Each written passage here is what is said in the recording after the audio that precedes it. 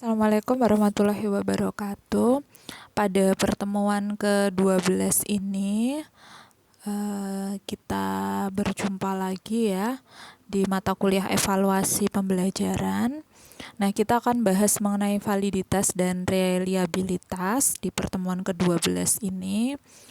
Jadi semoga tetap sehat dan semoga lancar dalam mempelajari ini, karena mungkin validitas dan reliabilitas ini nanti akan digunakan ketika menganalisis data di skripsi. Jadi setelah kemarin kita mempelajari mengenai pengembangan instrumen tes dan non-tes, maka tes dan instrumen itu kita berikan ke siswa, kemudian kita uji cobakan instrumennya dan hasilnya nanti akan kita analisis uji validitasnya dan uji reliabilitasnya. Sehingga kalau misalnya valid dan reliable, maka instrumen itu dapat digunakan dengan baik, begitu, dengan layak atau layak digunakan. Nah, apa itu validitas? Jadi setelah kita menguji cobakan, kita memperoleh data nanti yang akan kita analisis. Jadi validitas itu di sini pengertiannya adalah kesesuaian antara tujuan yang diukur dengan instrumen yang digunakan. Nah, jadi sedangkan reliabilitas itu sendiri adalah keajekan atau konsistensi hasil pengukuran. Jadi ajek walaupun nanti diukur oleh siapapun, dimanapun, dan kapanpun, itu hasilnya baik, begitu, sama begitu. Jadi validitas dan reliabilitas ini menunjukkan pada hasil pengukuran, bukan pada alat ukur atau instrumen. Nah, kemudian ini nanti bisa dipelajari sendiri. Jadi kesimpulannya memang validitasnya itu nanti tinggi, sedang, atau rendah, atau valid atau tidak valid, seperti itu. Nah, macam-macam validitas itu ada validitas logis dan validitas empirik. Nah, untuk validitas logis itu terdiri dari validitas isi dan validitas konstruksi atau content validity dan construct validity. Nah, kalau ini biasanya nanti, jadi setelah membuat instrumen itu biasanya nanti dicek oleh ahli. Dalam hal ini bisa ke rekan sesama guru atau ke dosen atau ke pakar-pakar ahli. Jadi kesesuaian antara isi dengan yang diukur itu harus dicek dulu. Jadi ini memang untuk ahli. Kemudian validitas empirik. Nah, validitas empirik ini ada 3 validitas yang ada sekarang: validitas prediktif dan validitas kriteria. Jadi ini sudah melalui, kalau ini tadi secara kualitatif, ini secara kuantitatif. Jadi yang ini kita belum dapat data, jadi baru proses penyusunan. Kemudian kalau ini kita sudah dapat data, validitas empirik. Oke. Nah, ini validitas isi. Ini tadi sudah Ibu jelaskan ya, mengukur tujuan khusus tertentu, KIKD yang diberikan. Kemudian setelah itu ini contohnya. Jadi misalkan kisi-kisi itu pengetahuannya, pemahaman aplikasi C1, C2, C3, C4, C5, C6-nya seperti apa. Kemudian setelah itu validitas konstruksi. Ini pengertiannya nanti bisa dibaca sendiri untuk validitas konstruk. Kemudian ini kita lanjutkan ke validitas empiris. Oke, jadi setelah validitas yang ada sekarang atau konkuren, ini disebut dengan validitas empiris. Jadi soalan tes dianggap memiliki validitas empiris jika hasilnya sesuai dengan pengalaman. Nah, dalam hal ini hasil tes dipasangkan dengan hasil masa lalu. Jadi bisa ketika instrumen itu nanti diberikan begitu, yang lalu kemudian kita berikan sekarang, maka hasilnya itu bisa kita bandingkan dengan yang lalu. Nah, hasil tes yang dibandingkan dengan hasil tes yang telah ada, itu hasil Y-nya disebut prediktor X-nya, dan hasil tes yang telah ada itu disebut kriterium atau Y-nya. Nah, ini kita masuk pada validitas kriteria. Jadi untuk validitas kriteria tadi yang perlu dipahami bahwa prediktornya itu disimpulkan dengan X, kemudian skor yang diprediksi atau kriteriumnya diberi dengan simbol Y. Nah, kemudian validitas diperoleh dengan mengkorelasikan skor prediktor dengan skor kriterium. Jadi korelasi antara X dan Y. Nah, hasilnya adalah koefisien korelasi atau indeks korelasi. Tekniknya kita sebut dengan teknik korelasi product moment. Ini rumusnya ini ya. Jadi sigma XY per akar dari sigma X kuadrat dikali dengan sigma Y kuadrat, atau RXY-nya adalah JPXY per akar dari JKX dikali JKY. Jadi nanti masing-masing kita harus cari JPXY-nya dulu, kemudian JKX dan JKY. Baru setelah itu kita hitung koefisien korelasinya. Nah, ini ada beberapa langkah, jadi ada beberapa yang kita gunakan, nanti ada 3, namun karena terbatasnya ini ya, terbatasnya. Yang pertama, Ibu jelaskan dulu yang kita gunakan itu kita bisa menggunakan kalkulator biasa, tetapi kalau kalkulator mungkin sekarang sudah agak jarang dipakai ya, sehingga yang kita gunakan nanti adalah manual. Manual yang dimaksud di sini adalah manual dengan program Excel. Jadi kita gunakan Excel dulu, nanti kemudian untuk analisis butir soalnya bisa kita gunakan program lain selain Excel, misalkan SPSS, kemudian Iteman atau Anates. Nah, yang kita bahas sekarang ini adalah dengan menggunakan Excel dulu. Jadi secara manual.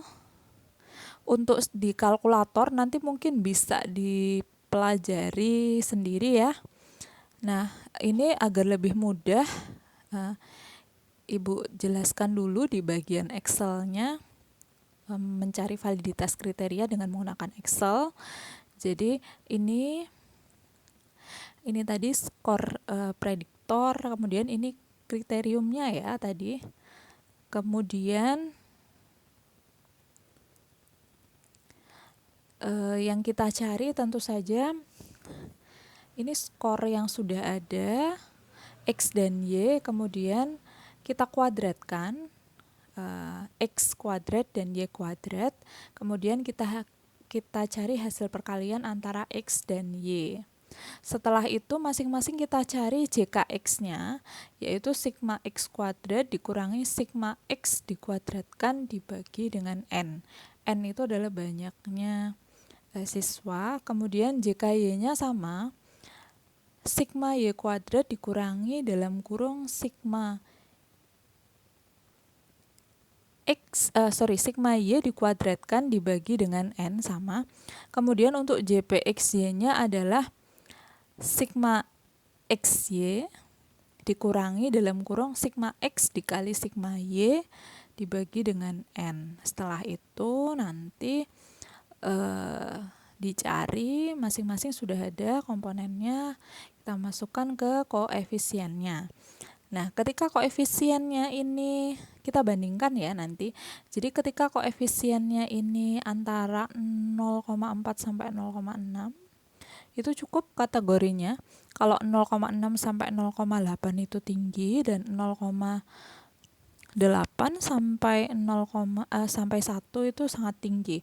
Kalau di bawah itu berarti dia jelek.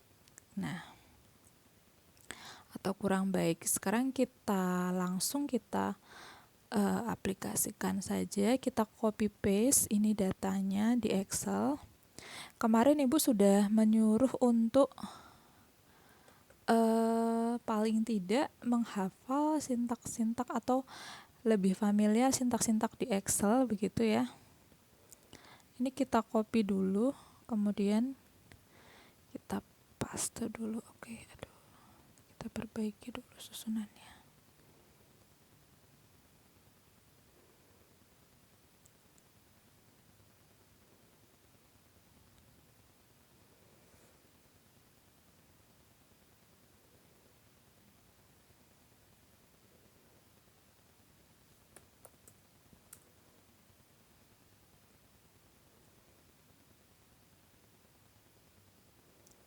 Oke, agar lebih membedakan, jadi ini kita beri warna yang beda begitu.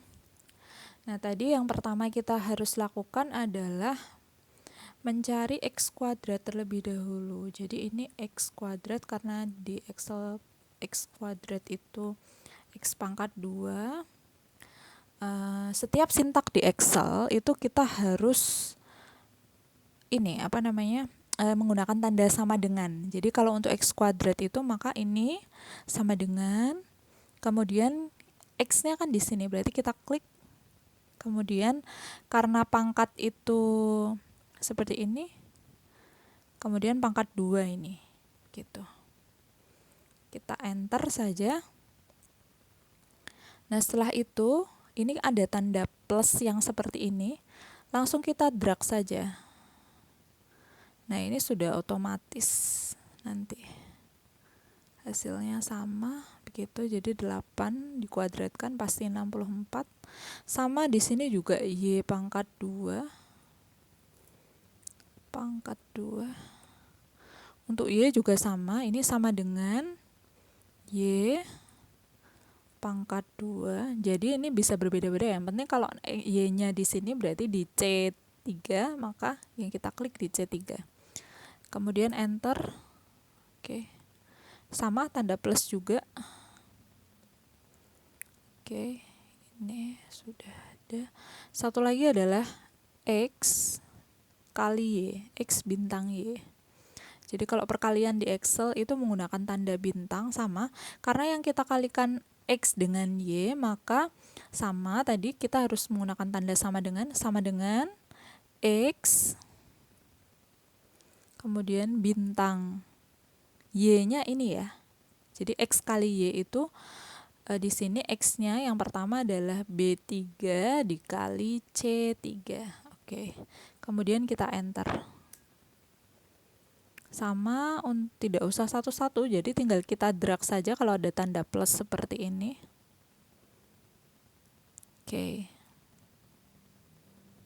Oke, ini sudah. Kemudian di sini ini jumlah. Karena yang kita butuhkan tadi jumlah. Nah, untuk jumlah di Excel itu kita gunakan sintak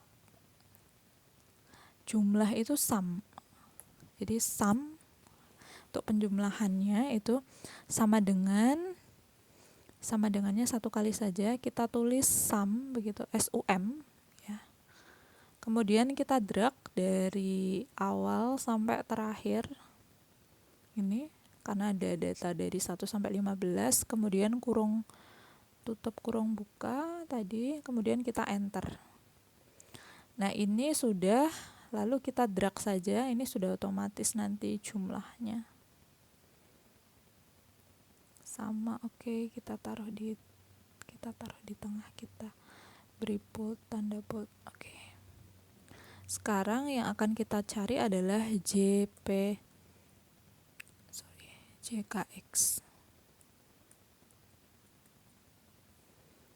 JKX sama dengan, kemudian JKY sama dengan, kemudian JPXY sama dengan. Oke.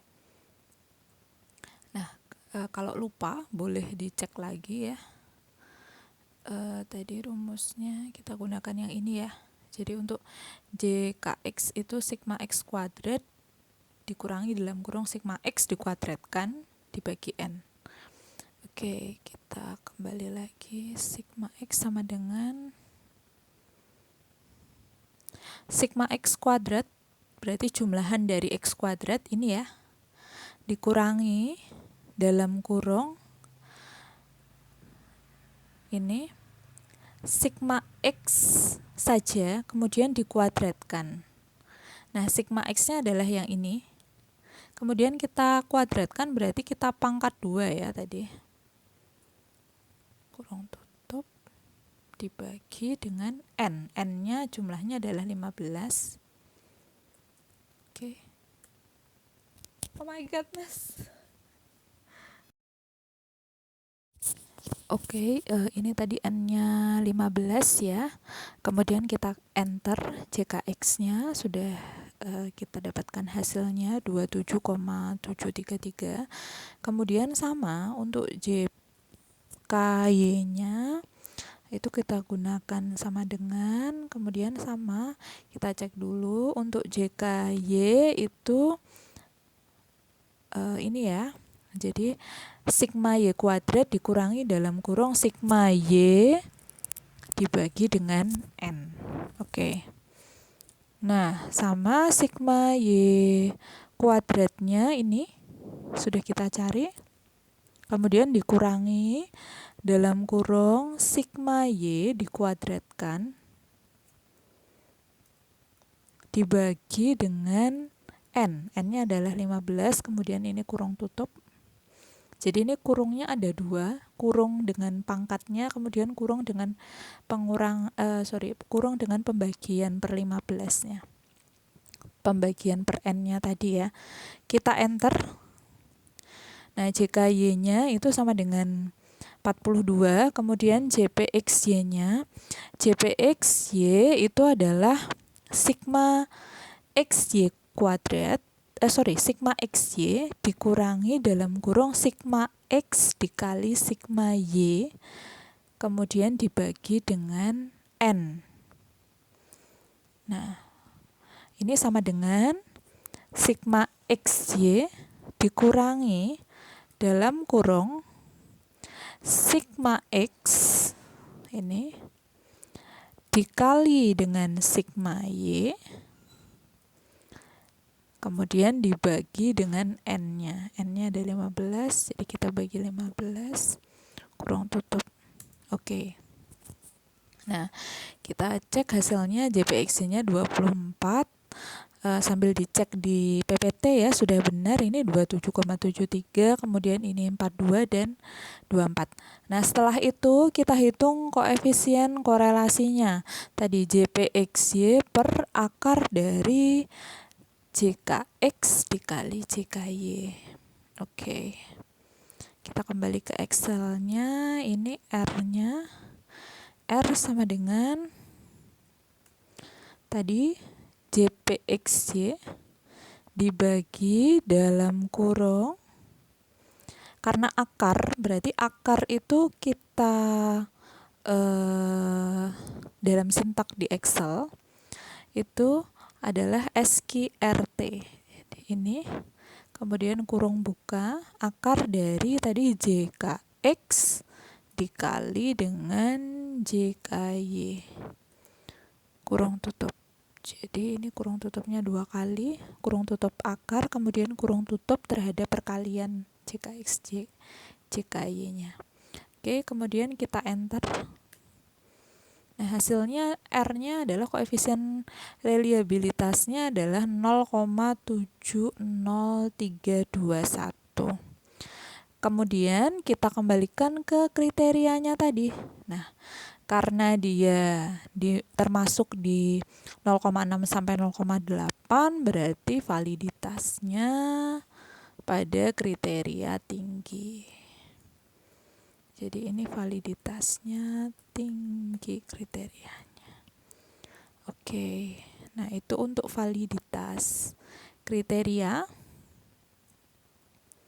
Nanti kita akan lanjutkan di video yang kedua dengan validitas item. Jadi kalau ini secara keseluruhan, jadi secara keseluruhan tesnya. Kemudian kalau validitas item itu nanti per butir soal. Jadi soal mana saja yang valid dan tidak valid, atau yang bisa kita gunakan, layak digunakan dan tidak, itu nanti kita cari dengan menggunakan validitas item. Oke, lanjut ke video yang kedua. Terima kasih untuk validitas kriteria, cukup. Next, selanjutnya untuk video yang kedua adalah validitas item. Terima kasih. Wassalamualaikum warahmatullahi wabarakatuh.